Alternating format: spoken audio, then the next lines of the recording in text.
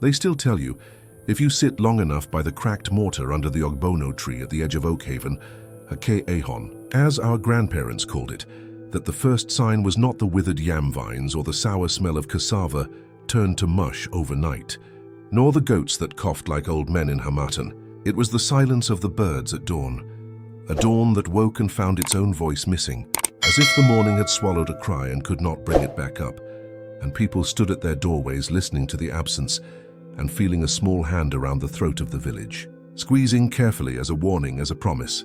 And though Oakhaven was peaceful and proud, with its red earth beaten smooth by festivals and fireside laughter, with palm wine that made you generous, and a new yam dance that braided children and elders into one wide smile, the rot arrived like a story no one wanted to hear, but everyone began to repeat, because each repetition made it more real, made it less lonely, made it theirs. The first leaves to blacken were in Mama Sade's garden, her okra twisting on itself like it was ashamed to be green in a season that suddenly hated green. And when she pulled a tuber from the ground, it crumbled between her fingers, a handful of chalk where food should be, and she wailed, not loudly, not theatre, but the low keening of a woman who understands arithmetic, the number of mouths in her house divided by 0. By evening, the odor of rot drifted through compounds like a tired spirit seeking a mat to lay on, and the men at the square looked at the sky for signs. Harmattan came wrong. The wind felt like a broken promise. The clouds kept their water as if hoarding dowry. The dibia turned cowries and said the ancestors were displeased, but the cowries rattled like teeth and told him nothing more. 3 days later, the goats lay down and would not stand. Calves stared at their mothers with the old eyes of famine, and the small laughs that usually patched the seams of a day began to tear, thread by fragile thread, until even children learned to chew their hunger quietly. They said the blight had a sound, soft like the patter of insects reading your secrets at night, and it moved in circles, one compound, another, then 3 at once, and you could not say where it began or where it would end, only that it was multiplying. And women started hiding kernels of maize in Bibles and under pillows. Men took to counting their yams in the dark, as if numbers could protect flesh. And maybe we could have endured a season of thin soup if the blight had only been hunger. But fear fattens itself on our imaginations, and soon whispers turn to talk and talk to pointing, and pointing to a name, Morwen the witch, the one who lived beyond the Raffia marsh, where the ground gurgled and the frogs sounded like drums beaten with sorrow. Morwen, whose compound no one passed casually, because the air around it felt like a hood pulled over your head. Morwen, who came to market once a month with cola nuts that looked as if each one had a thought inside it. Morwen, who had not aged as others did, whose grey hair was always the same length as if time and scissors had made an arrangement. At first we laughed because Nigerians laugh when thunder threatens, and we said, "Witchki?" in this our Oakhaven, and slapped each other's shoulders to scatter the chill. But behind the laugh was a trembling needle of belief, because someone remembered that last year she had warned the council that the new road cutting through the old grove would offend the spirits who lived like salt in the roots of Iroko. And someone else remembered Nkem's child who went to her for fever and returned well within hours. And you don't heal that fast unless your hands touch 2 worlds. The story grew legs and teeth. A goat had wandered onto her path and bleated once and fallen silent. A haughty trader had refused her change and later found maggots in palm oil sealed tight like a secret. A boy who mocked her limp had dreamed of a river that wanted to wear him like a wrapper, and after that spoke only in fragments, as if his words had been cut into palm kernels and scattered. So when the blight pressed like a thumb on Oakhaven's skull, we needed an architect for our pain, and Morwen's name settled on our tongues like a coin you don't return. By the 10th day, the cassava in the northern plots had turned to bitter paper, and the scent of smoke from cooking fires became rare enough to make us stop and sniff like stray dogs. And people began to pray the way desperate people pray, loud, tender, bargaining, accusing. The pastor said it was a test. The imam said it was a veil over a lesson. The elders said it was a forgetting of old ways. The children asked whether the moon was sick, but late at night you could hear the shouts, angry, afraid. "It's the witch!" And in that cry was both accusation and request, the childish desire to point at the dark and make it into a shape we could touch and maybe undo. In the 2nd week, Emeka collapsed in the field, his hands dirt-stained and empty, and his wife, Ifeoma, trying to spoon thin Gary into his mouth, as if life could be coaxed by small white crystals. And when he would not swallow, she held his jaw with both hands and whispered stories of last harvest. The laughter when the barn overflowed. The yam pounded so smooth it was like swallowing evening. Their baby girl clapping at shadows on the wall, and the memory tasted like cruelty. And the council summoned us to the square with the iron bell that had called both weddings and burials, its song now confused, and we came with our stomachs making the low drums of need. And the chiefs sat heavy with their beads and said that a village is a body, and our body was sick. And though we could debate causes until our tongues became dust, the farms were failing, the livestock were ghosts in advance, and no remedy had worked. The ash, the salt lines, the incantations, the pesticides, the prayers. The old women shook their heads the way tall grass shakes when a snake passes, and that was when Baba Kelechi, who had more years than teeth and more grief than words, exhaled and said, "We must go to her." And the square did not breathe for a span of 10 heartbeats, because to go to Morwen was to admit that the world you see is not the only one, and to admit that is to give the other world a key.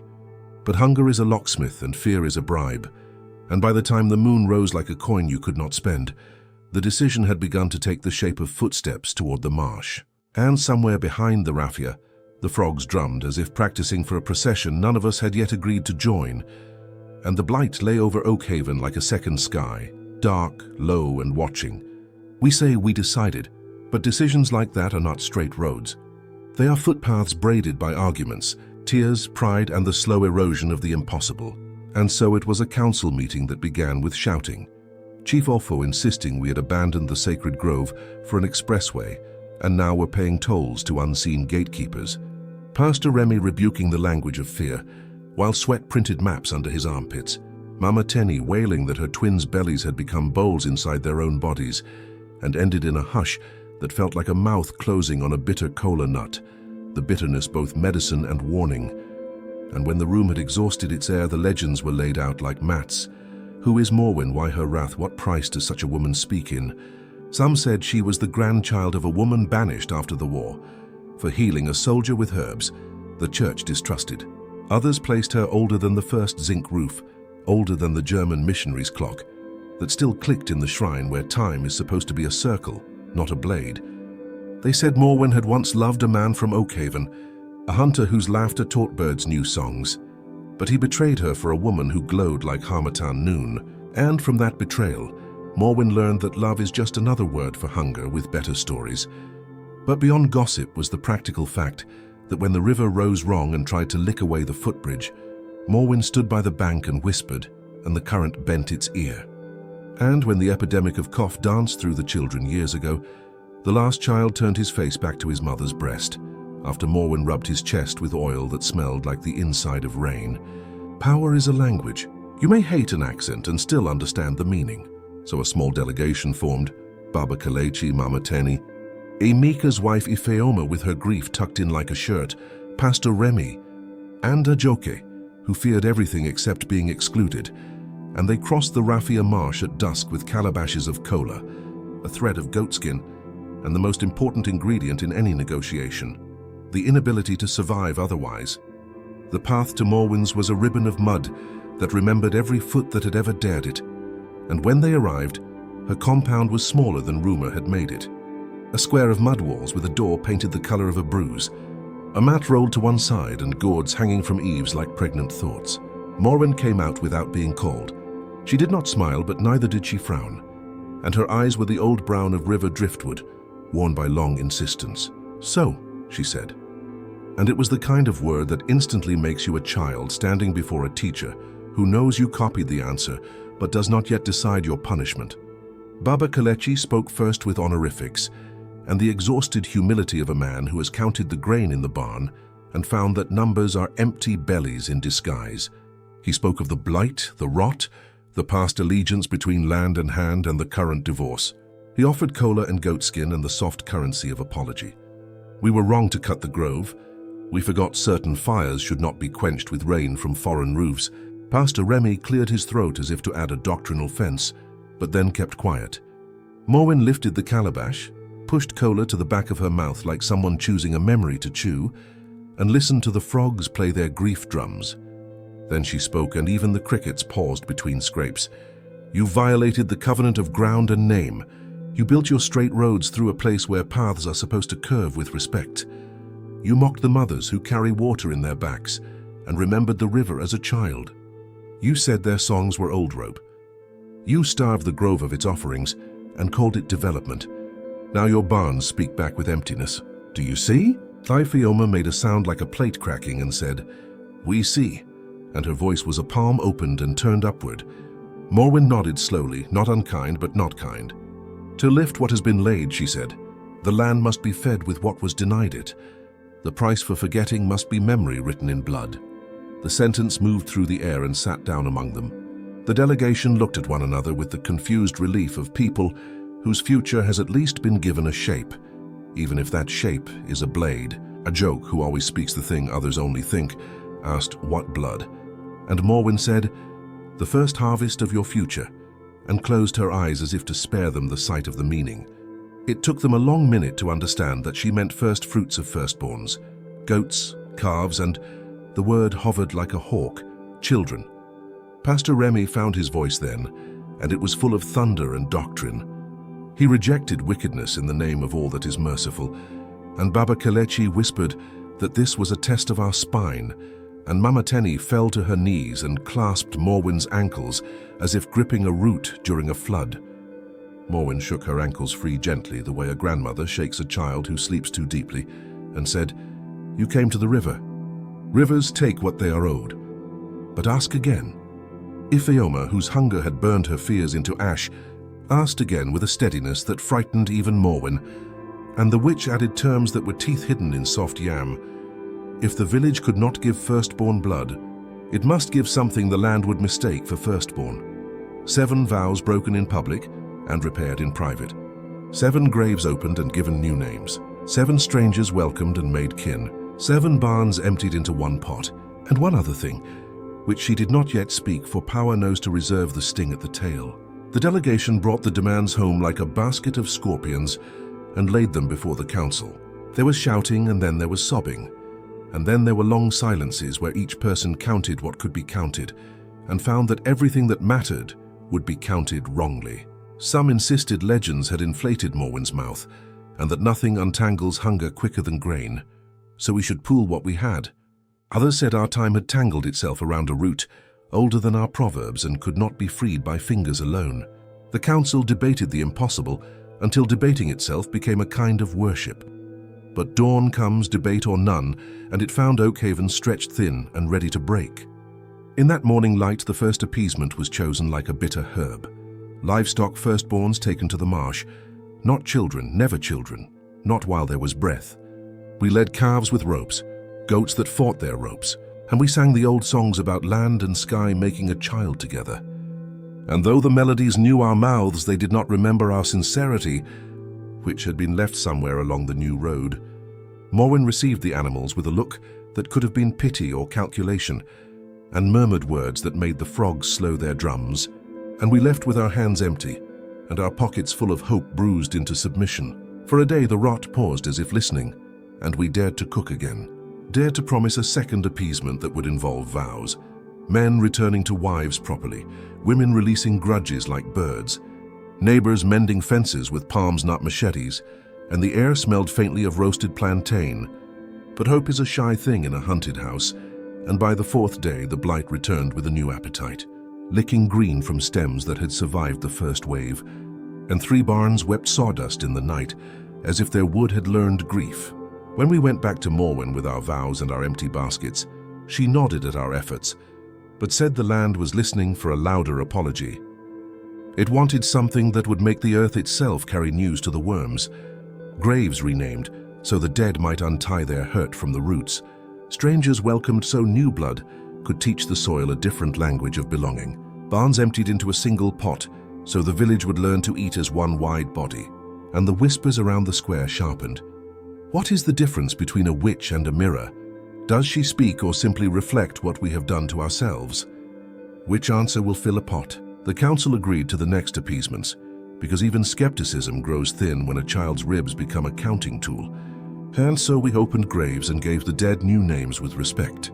We made brothers and sisters of migrants passing through with dust on their feet and stories in their pockets. We gathered food into one pot so large it had to be stirred with canoe paddles. And for a week, the village remembered its own hunger was smaller than its togetherness. But there is always one more thing, and we returned to Morwen, trembling and proud, to ask for the final key, and she finally named it carefully, as if lifting a blade. The grove you cut must be replanted with hands that bled to cut it. The road must bend.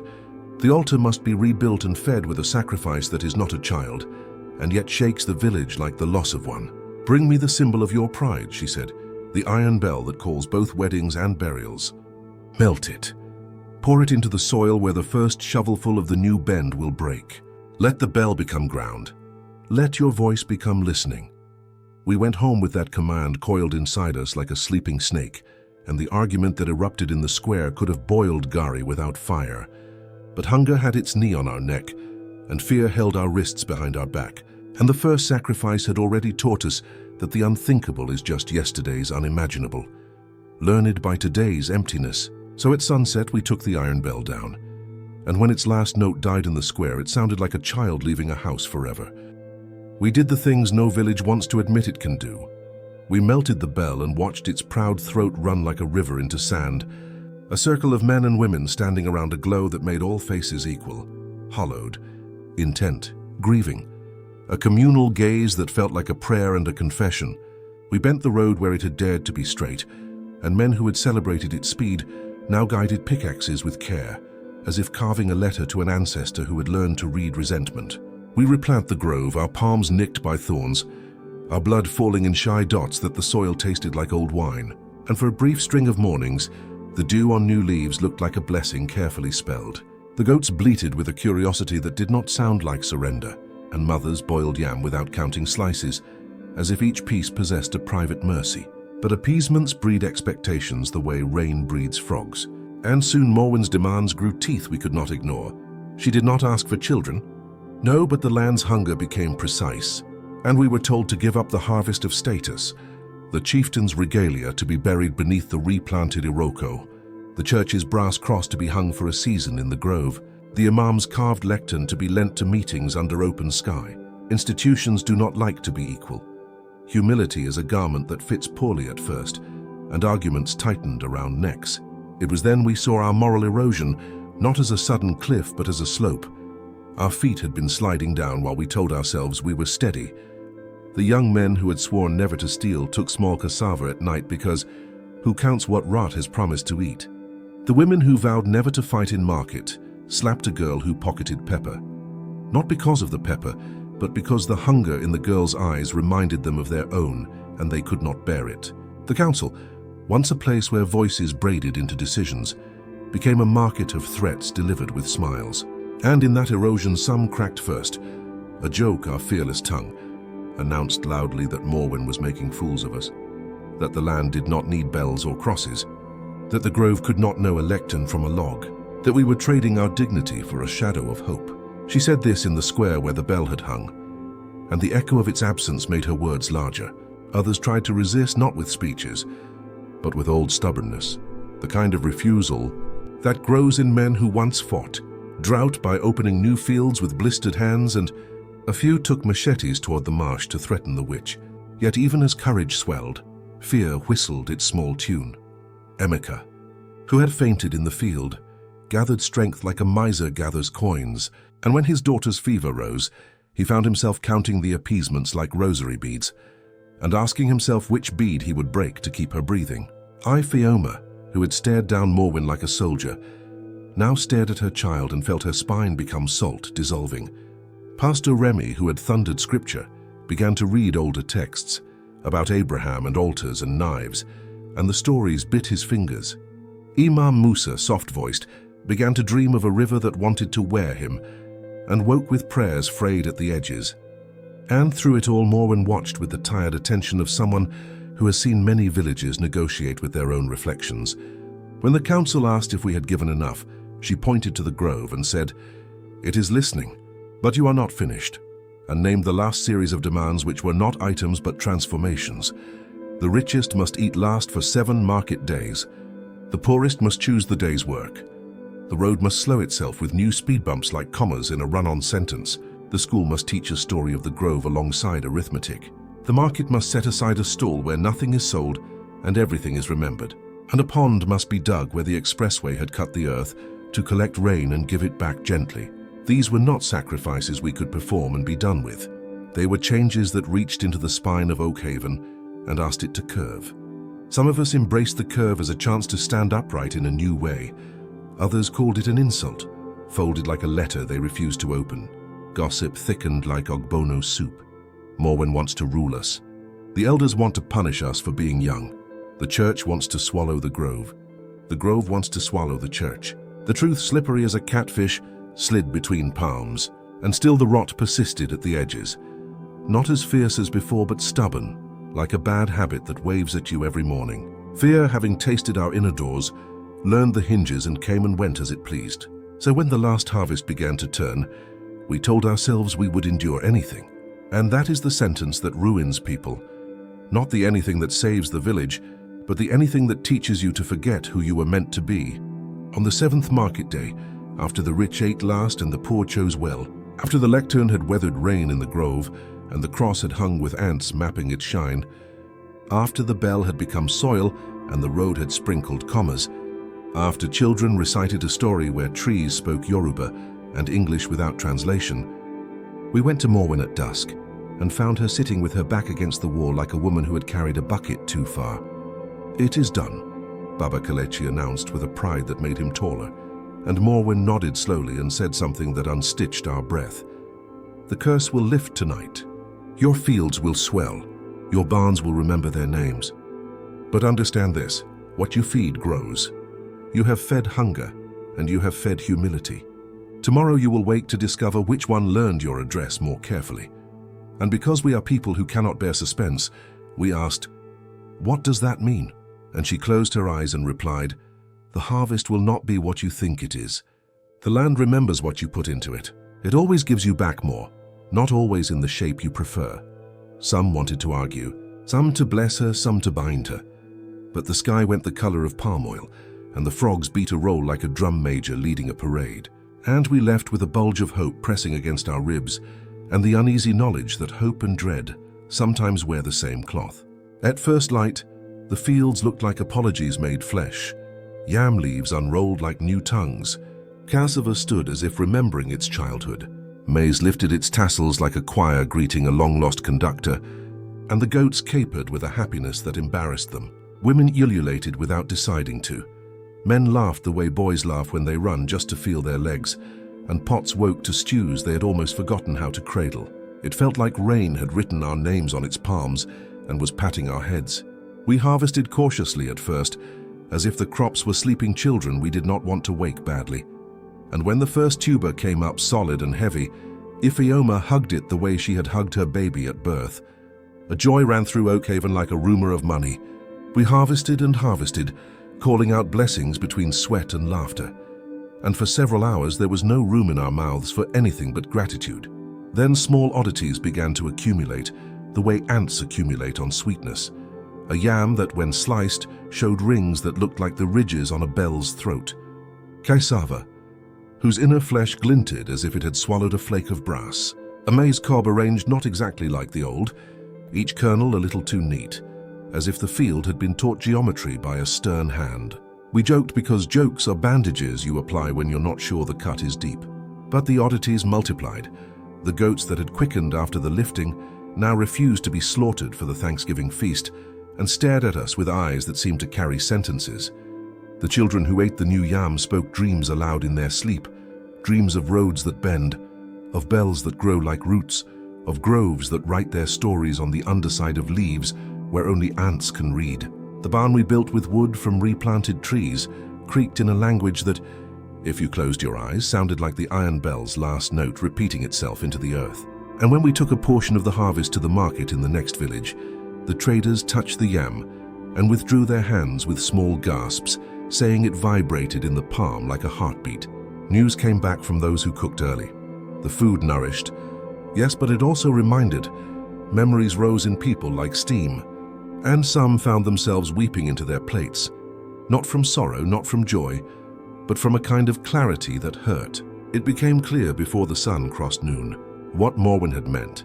The harvest had taken on the shape of everything we had poured into the ground. Our bell melted into humility, our vows sewn up badly, then restitched with trembling hands. Our fear that had licked every root before water could reach it. Our hope that had bent the road and softened our throats, and now the land had returned it to us, not merely as food but as mirror. We ate ourselves and we tasted our compromises, and in that tasting a second crisis bloomed, not of hunger now but of meaning. Pastor Remy said, perhaps God had let our offerings ferment into parables, and now we must eat and learn. Imam Musa said perhaps the garden of the heart had been watered at last. The elders said perhaps the grove had translated our arrogance into a dialect we could digest, but others recoiled. A joke spat her morsel on the ground and said she would starve before eating a harvest that tasted like a bell's death. Emeka refused to bring the new yam into his compound, fearing his child's dreams. A quiet division opened like a crack. You only see it a certain light, and within days it became a path people chose. We did not fight openly. It would have been cleaner if we had. But our greetings grew thinner. Our laughter acquired fences. Our communal pot was stirred by fewer hands. The long-term damage was not in the stomachs. The food made bodies strong again, but in the way we looked at one another as if each face was a footnote to a decision we resented. Trust, that invisible rope that keeps a village from falling into wells, had frayed. A man wondered whether the neighbor who argued for melting the bell had also stolen in the night. A woman remembered the other woman who had slapped the pepper thief and decided never to share a pestle with her again. Children played witch and counsel instead of market and masquerade, and their chants turned heavy with new vocabulary. The harvest filled barns but emptied certain rooms in the heart. And when we went to thank Morwen, not all of us went. Some stayed home tending the complicated stew of relief and bitterness. Those who went found her older than the week before, as if the lifting had drawn a thread of years through her and left it spooled in the corner of the room. You see, she asked, and we did. Baba Kelechi's eyes held both gratitude and accusation. Could you not have asked for something else? He whispered, and Morwen replied with a gentleness that made the words cut deeper. I did not ask the land to learn your names. It already knew. It always knew. I only taught you to listen to its accent. And when the delegation pressed for a future without curses, she shrugged the small shrug of someone who understands weather. Some storms are punishment, some are grammar. We left her compound carrying baskets of plenty and a silence that weighed more than hunger ever had. Years later, people in Oakhaven will tell you the curse lifted, yes, and that the village did not die. They will also tell you that the square has never hung another bell, that the road's bend saved more lives than the straight ever promised, that the grove now hums low under moonlight in a way that makes mothers pick up children early from play. They will tell you some neighbors never quite forgave others, that weddings felt a little like truces, that funerals carried an aftertaste of argument. And when you ask if survival was worth the toll, they will look at their hands as if checking whether something invisible still stains them. And they will say different things depending on the hour, the company, the burden of that day's chores. But alone at night under the ogbono tree, the story will unspool into a different ending every time. And each ending will be true for someone. That we were saved and ruined, that we were taught and punished, that the witch was a mirror and we were the curse, that the land held us accountable with a love as stern as drought. And because we are people who live now and also live in echoes, Oakhaven began to tell the tale to strangers passing through, about how a harvest can be unforeseen, not because it is strange, but because it is exactly what you planted when you thought you were only burying seed. From there the story grew legs and wandered, and in cities where no grove knows your name and roads pride themselves on never bending, people heard it and shivered without knowing why. They called it superstition or metaphor, and it did not matter which, because the story had done its work. It had drawn a thin line between survival and sacrificing humanity and asked listeners, softly at first, and then with the pressure of a hand on the back of your neck, where they would stand when the blight of their time pressed on their throats. In those cities you can see new curses dressed as progress, rivers forced into pipes that forget to dream, air stitched with smoke that teaches lungs a different alphabet, farms replaced by towers that never learn the smell of yam, and you can watch councils meet in glass rooms and talk of appeasements, a park traded for a stadium, a neighborhood offered for a highway, a bell melted into tax incentives.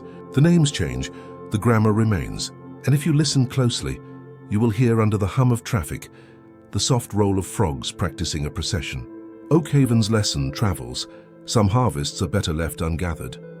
Not because food is unnecessary, not because hunger is noble, but because to reap what you planted in fear is to eat a version of yourself you may never digest. Better sometimes to let that field stand as witness, to bend the road toward a grove you once forgot, to hang your pride in a place where ants can map it, to teach your children stories where the land speaks, and you answer with listening. And if the witch appears in your telling, let her be not only a mouth that demands, but an ear that has learned to hold sorrow without letting it sour into vengeance. Perhaps then the blight will be not the end of your village, but a comma, a pause in which you remember that the soil eats everything eventually. Even bells, even curses, even the hurried portions of our souls we shove at it when we are afraid. And when your dawn comes without birds, you will still be afraid, because people are made of fear and hope. But you will know to count not just your yams or your coins or your votes, but your reflections. What have you fed and what is learning your address more carefully? And in answering, you might yet bend your road before the land insists on bending it for you.